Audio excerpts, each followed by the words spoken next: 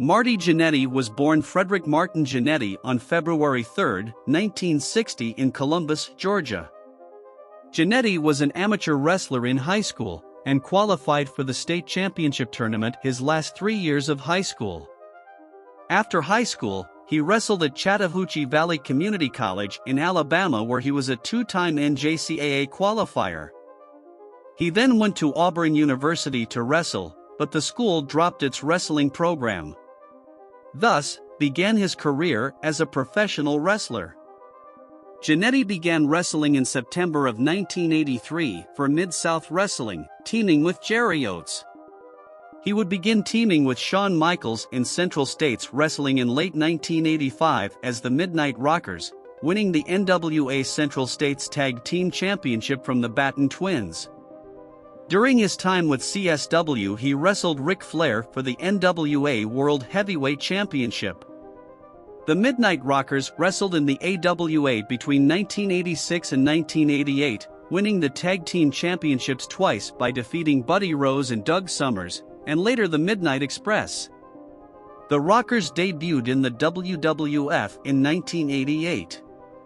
The Rockers won the WWF Tag Team Championships by defeating the Hart Foundation in a 2 out of 3 falls match at Main Event 4 on October 30, 1990 in Fort Wayne, Indiana. However, the WWF decided not to air them winning the titles. Thus, the belts officially remained with the Hart Foundation.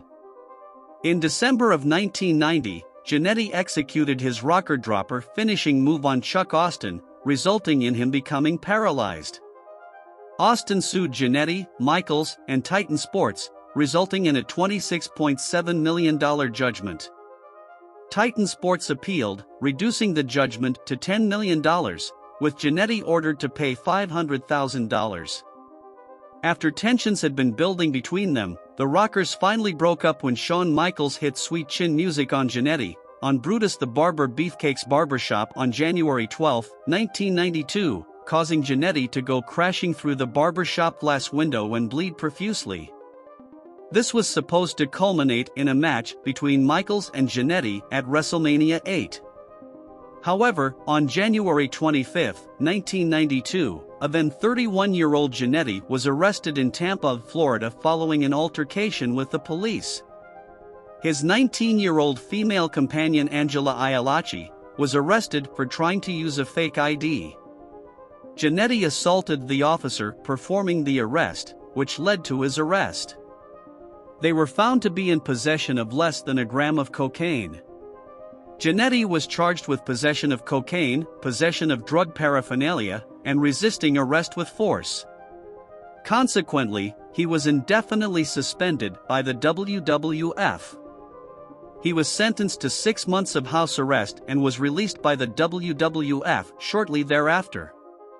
After his house arrest concluded, Jannetty re-signed with the WWF in October of 1992. He challenged Shawn Michaels for the Intercontinental Championship at the Royal Rumble and lost after interference from Sensational Sherry. They were supposed to have a rematch for the title at WrestleMania 9. However, Jannetty was released again by the WWF after rumors circulated that he was under the influence of drugs or alcohol in his match versus Michaels at the Rumble. With the urging of Curt Hennig, he convinced Vince McMahon to allow Jannetty to return to the WWF again in May of 1993, defeating Michaels for the Intercontinental Championship on Raw. He lost the belt to Michaels 3 weeks later at a house show, with Michaels ultimately being stripped of the title after testing positive for steroids and being suspended by the WWF. Jannetty began teaming with the 1-2-3 Kid in 1993, with them winning the Tag Team Championships on the January 10, 1994 episode of Monday Night Raw vs. the Quebecers. They would lose the titles a week later at a house show at Madison Square Garden. Leading up to WrestleMania 10, the Chuck Austin case was moving forward, resulting in Jannetty's sudden disappearance from the WWF and departure to ECW in 1995. Jannetty debuted in ECW in February of 1995, challenging Shane Douglas for the ECW World Heavyweight Championship. During his short time with the company, he had matches against Jim Neidhart, Eddie Guerrero, and the Sandman, before returning to the WWF later that year.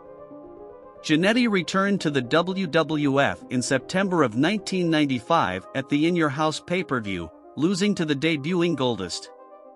He began teaming with Razor Ramon in his storyline against the $1 Million Man Ted DiBiase, Psycho Sid, and the 1-2-3 Kid. He began teaming with Al Snow in 1996 to form the New Rockers. After a year of disappointment teaming with Snow, Jannetty asked for his release from the WWF and returned to the independent circuit. He wrestled for WCW in 1998. However, his time in WCW was underwhelming at best, and he was released from his contract while recovering from a shoulder injury he sustained in a match versus Conan. After taking a several-year hiatus from wrestling in 2001, Jannetty returned to the WWE in March of 2005, teaming with Shawn Michaels in a match versus La Resistance.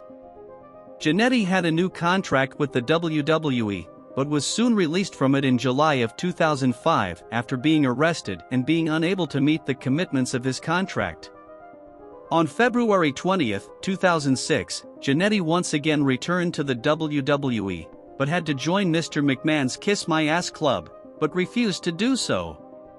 On March 3, 2006, WWE announced that it had severed all professional ties with Jannetty without further explanation.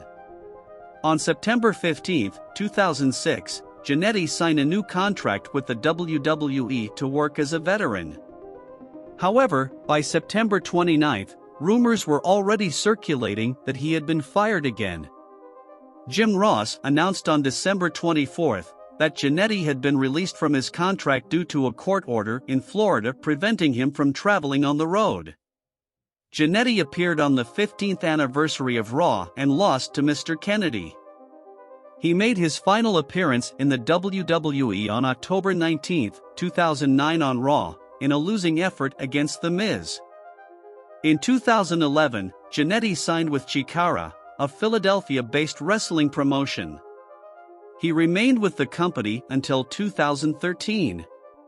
In July of 2016, Jannetty was named as part of a class action lawsuit against the WWE alleging that wrestlers incurred traumatic brain injuries during their tenure and that the company concealed the risks of injury. The case was dismissed in September of 2018. On August 5, 2020, Jannetty made a Facebook post in which he said he made a man disappear when he was 13 years old. Jannetty later clarified that he did not kill the man, but instead he hit him in the head with a brick after an attempted sexual assault and made him disappear.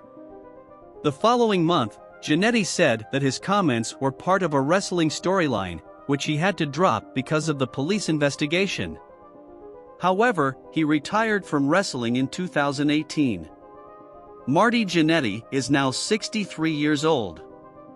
He had a promising career, and was given numerous opportunities by the WWE to achieve success. However, in the end, his personal life was a train wreck, and he was his own worst enemy.